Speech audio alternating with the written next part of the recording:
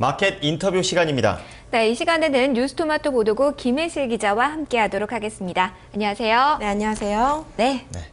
자, 오늘 이 시간에는 이제 K-팝 열풍이 최근 좀 거세지면서 엔터테인먼트주 이 기업들에 대한 관심이 점점 커지고 있는데요. 오늘 주가 역시 상승세를 보이고 있다가 최근에는 다시 좀 급락을 하는 좀 모습을 보여주고 있습니다. 오늘은 이 K-팝 열풍과 함께 주가의 등락 원인, 향후 전망까지 알아보도록 하겠습니다. 자, 김 기자, 오늘 K-팝 열풍 얼마나 뜨거운지부터 좀 알려주시죠. 네, 미국과 유럽 등 전 세계 곳곳에서 K-팝 열풍이 일고 있습니다.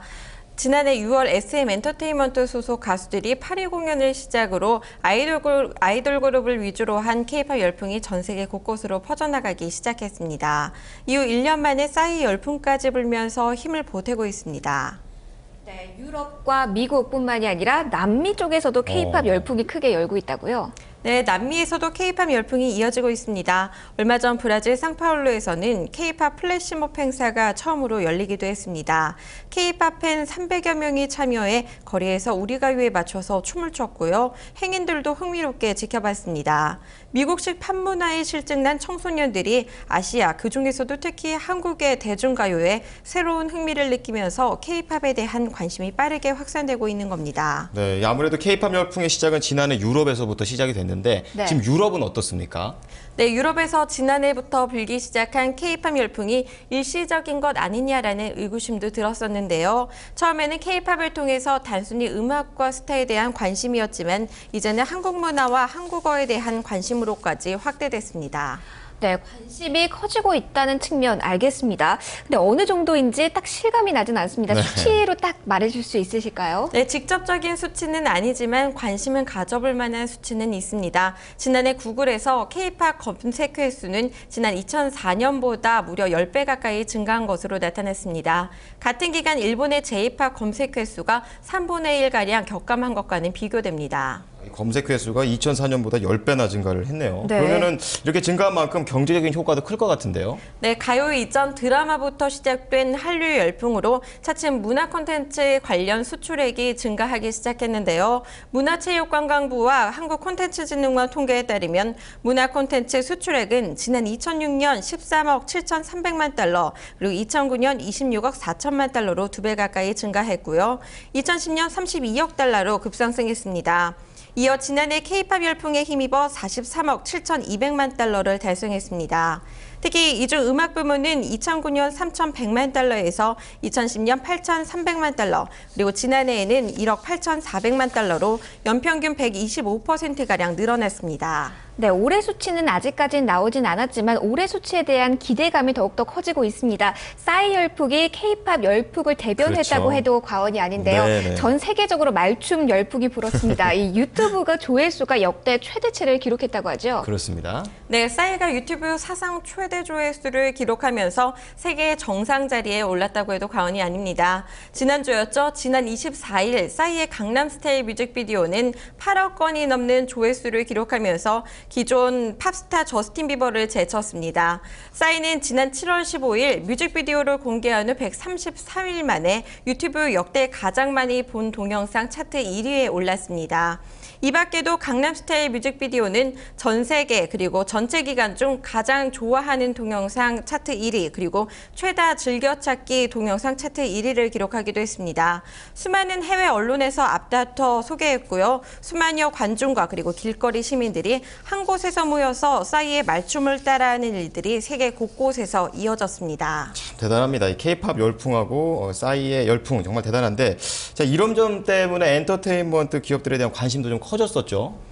네, 지난해 여름부터 시작된 K-팝 열풍은 고스란히 관련주 주가에 반영됐습니다. 대표적인 엔터주 3총사 주가들을 살펴보면요. 우선 SM은 지난해 7월 2만 원을 간신히 넘었었지만 지난 10월 1년 만에 7만 1,600원 최고점을 찍었습니다. 그리고 JYP 엔터는 지난해 7월 초 2,700원 수준이었지만 지난해 11월 최고점인 9,850원을 찍은 뒤 계속 좋은 움직임 보여왔습니다. 특히 싸이 소속사인 YG 엔터테인먼트는 지난해 11월 상장 후 34,000원에서 시가를 형성했지만 꾸준히 주가가 상승해 지난 10월 10만 8,700원까지 올라섰습니다.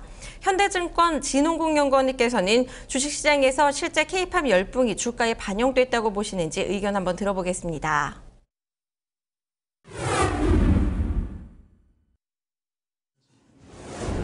엔터주 같은 경우에는 뉴스가 굉장히 많은 산업이고요. 결론적으로 말씀드리면은 일부는 반영이 되고 일부는 반영이 안 된다고 보고 있고요. 싸이 같은 경우에 초반에 이런 활동들은 다 프로모션 기간이었기 때문에 해외 활동은 수익에서 크게 반영이 되는 게 없지만 내년 2월부터는 앨범을 신보를 이제 미국에서 발매를 할 거기 때문에 그때부터 이제 실적이 반영이 될 거라고 생각하고 있고 주가도 실적에 따라서 움직일 거다 이렇게 보고 있고요. 결국에 이제 실적이 제대로 나오는 거는 내년 2분기부터 되면 싸이가 얼마나 해외 쪽에서 수익을 낼 수가 있는가를 확인할 수 있을 것 같습니다. 그 전까지 나오는 거는 국내 활동들, 그러니까 뭐 음원이나 CF, 해외 쪽 유튜브나 아이튠 같은 것들은 어느 정도 실적에 이제 좀 기여를 할 거고요. 네, 그렇게 보고 있습니다. 네, 이러한 K-팝 열풍이 실적에 반영되는 속도는 느리지만 네. 주가에는 바로 반영된다라고 정리를 해주셨는데요. 최근 이 K-팝 열풍에 따라서 엔터주들도 뜨겁게 상승을 했습니다. 하지만 한두 달 사이에 급격하게 엔터주가 하락을 했는데요. 이 점에 네. 대해서도 좀 짚어주실까요? 네, SM과 YG는 한류 열풍을 타면서 급격히 주가가 상승했지만 10월 이후 예상보다 부진한 실적 발표에 급락세를 탔습니다. SM은 어제 종가 기준으로 43,700원까지 떨어졌습니다. YG 역시 56,700원으로 마감했는데요. 두 종목 모두 두 달 만에 주가가 반토막이 난 겁니다. SM의 영업이익이 높은 콘서트 비용 때문에 부진하게 나타나면서 엔터주 전체에 우려를 심었습니다. JYP 경우에는 조금 달리 봐야 되는데요. 상장되어 있는 JYP와 비상장사인 JYP를 따로 봐야 됩니다. 박진영과 미스 A만 소속되어 있는 연예기획사가 상장사고 비상장사인 JYP에는 2AM과 2PM 등이 소속되어 있습니다. 두 회사의 합병설이 돌다 연초 무산되자 올해 계속 주가가 실망감에 지지부진한 흐름을 보였습니다. 최근 엔터주 낙폭에 대해서 어떻게 생각하시는지 그리고 엔터주 신뢰 회복 가능하다고 보시는지 진홍국 연구원님 의견 들어보겠습니다.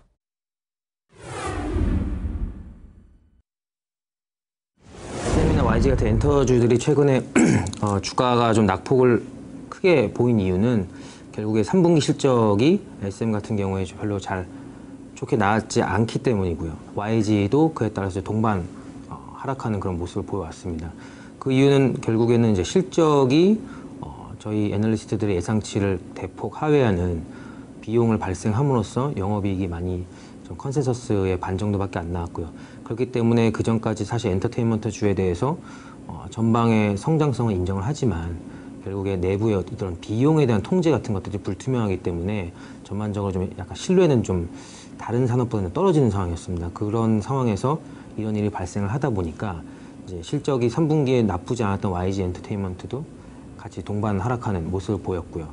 그렇기 때문에 결국에 좀 신뢰를 회복하는 게 급선무다라고 보고 있습니다. 주가가 회복을 하기 위해서는요. 그리고 신뢰를 결국에 회복하기 위해서는 4분기 실적이 좀 긍정적으로 나와줘야 결국엔 시장에서 많은 분들이 다시 좀 적극적으로 좀 매수를 할 수 있는 그런 여건이 조성되지 않겠는가 이렇게 보고 있습니다. 본격적으로 좀 회복을 하려면 4분기 실적에서 성장세를 좀 확실하게 한번 보여줘야 된다고 말씀을 하셨습니다. 자, 그렇다면 이 4분기와 내년 얘기가 참 중요해지는데요. 네. 실적 전망 어떻게 됩니까? 네, 이번 엔터주 주가 하락을 몰고 온 SM을부터 살펴보면요. 최근 증권사들이 SM의 목표 주가를 잇따라 하향 조정하고 있어서 관심이 주목되고 있습니다. 4분기 실적 전망이 불투명한 데다 엔터주 특성상 실적과 주가가 함께 움직이는 동조화 현상이 나타나는 만큼 올해 연말까지는 주가 부진이 계속될 거라는 겁니다.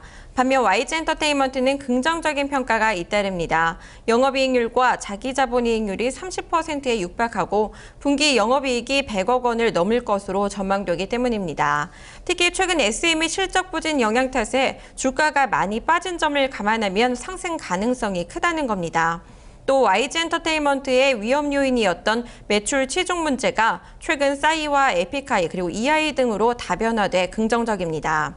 JYP는 상장사와 비상장사가 합병할 가능성을 고려한 투자가 필요하다는 의견이 나옵니다. 내년을 봤을 때 SM, YG 그리고 JYP 엔터테인먼트를 포함한 엔터테인먼트사들 중 관심 있게 지켜봐야 할 종목들 어떤 종목들이 있을지 진홍국 연구원님의 말씀 들어보겠습니다.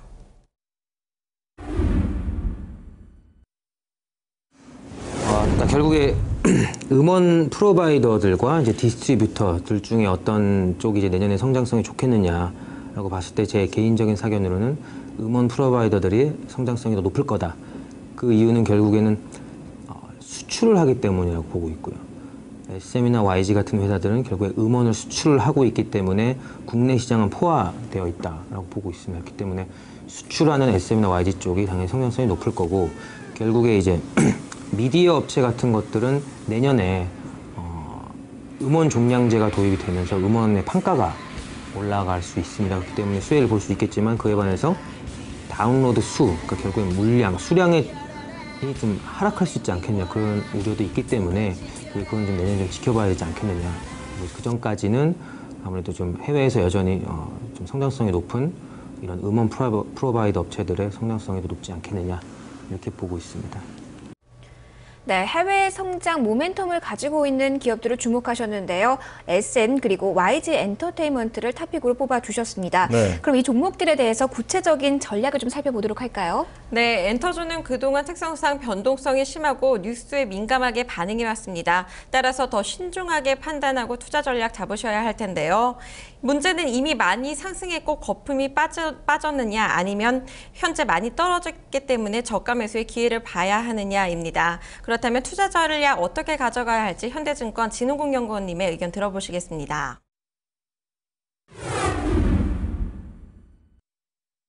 사실 엔터테인먼트 주식들의 장점이라면은 결국에는 경기 불황에도 어떤 영향을 제한적으로 받는, 그러면서 높은 성장성을 구가하는 그런 산업이기 때문에 지금까지 좀 인기가 좋았습니다만은 3분기에 어떤 신뢰에 금이 가는 그런 실적이 나오면서 아무래도 주가는 좀 세게 다시 오르기는 힘든 방향이라고 보고 있습니다. 그러나 전방 산업의 성장성 여전히 유효하며 국내 이제 K-팝이나 한류의 그 인기가 해외에서 여전히 좀 견조하기 때문에 전방이 깨지진 않았다고 볼 거거든요. 그렇기 때문에 결국에는 성장하는 우상향 그림은 맞다.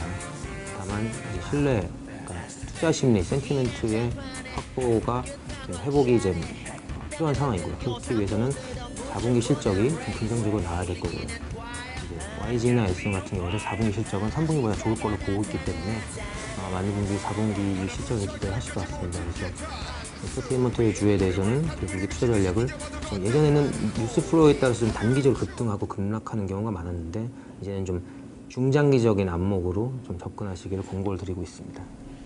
네, 신뢰도 회복이 따르기 전까지는 이전처럼 단기 급등하는 가능성은 적다고 보셨습니다. 하지만 전방 산업이 여전히 가파르게 상승하고 있기 때문에 장기적인 안목에서는 투자하는 것이 좋다고 조언하셨습니다. 앞으로 K-팝 열풍이 얼마나 더 이어갈 수 있을지, 그리고 엔터테인먼트사들의 기업 실적에 열풍이 얼마나 더 반영될 수 있을지, 그리고 주가가 신뢰를 회복할 수 있을지 여러 관점에서 지켜보셔야겠습니다. 네, 오늘은 K-팝 열풍부터 시장 흐름 전략까지 살펴봤습니다. 네. 자, 김혜실 기자 그리고 현대증권 진홍국 스몰캡 애널리스트님 의견 잘 들어봤습니다. 고맙습니다. 네, 고맙습니다. 네, 토마토 모닝쇼 3부는 여기까지 하겠습니다. 저희는 4부에서 돌아옵니다.